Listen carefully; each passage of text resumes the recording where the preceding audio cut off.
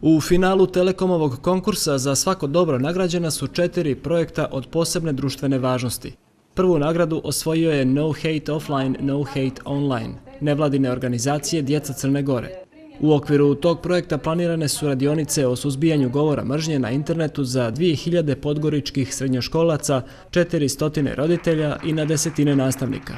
Jako nam je bitno i u ovom smislu da edukujemo roditelje, da se malo više uključe u dešavanja, to je o okruženju njihove djece. Znači što se dešava sa njihovom djecom, kako njihova djeca koriste internet, da li je to bezbjedno, nije bezbjedno. Podršku je dobio i projekat Centra za ženska prava Oslobodi kreativnost, osnaži sebe, namijenjen ženama, žrtvama porodičnog nasilja. Radi se o konkretnim aktivnostima gdje će ljudi biti specijalizirani za neku vrstu štampe, to jest za sito štampu, upotrebu Photoshopa, upotrebu socijalnih mreža za promociju naših proizvoda, a žene će koje pohađaju radionice za šivanje steći te vještine. Zahvaljujući Telekomovoj donaciji bit će unaprijeđen i rad Dnevnog centra za djecu sa autizmom i smetnjama u razvoju iz Podgorice. Suština našeg projekta je finansiranje rada dnevnog boravka za djecu sa intelektualnim smetnjama i autizmom u glavnom gradu. Mi u okviru dnevnog boravka imamo potpuno opremljen prostor gdje stručnjaci rade sa djecom koja imaju intelektualne smetnje i autizam. Članovi žirija, predstavnici UNDP-a, medija i nevladinog sektora odrekli su se honorara u korist nagrađenih projekata.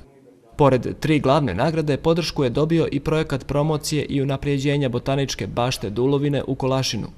Ovim projektom ćemo izraditi jednu modernu aplikaciju za pametne mobilne telefone i to će unaprijediti promociju i približiti jednom širokom krugu ljudi vrijednosti botaničke bašte koja predstavlja planinsku floru sjevera Crne Gore. Na konkursu za svako dobro koji je bio otvoren od 22. jula do 7. septembra učestvovalo je 70 projekata. Za realizaciju nagrađenih Telekom je izdvojio ukupno 21.000 eura.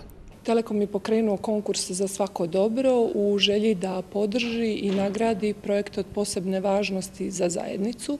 Na konkurs koji je trajao 45 dana mogle su da se prijave sve nevladine organizacije iz Crne Gore. Ovaj konkurs je, po meni koja dolazim iz jedne nevladine fondacije, vrlo važan u smislu da šalje poruku i da bude primjer drugima, prvenstveno biznis sektoru, da postoji jako dobar način da se podrži nešto što je od društvenog značaja i javnog interesa.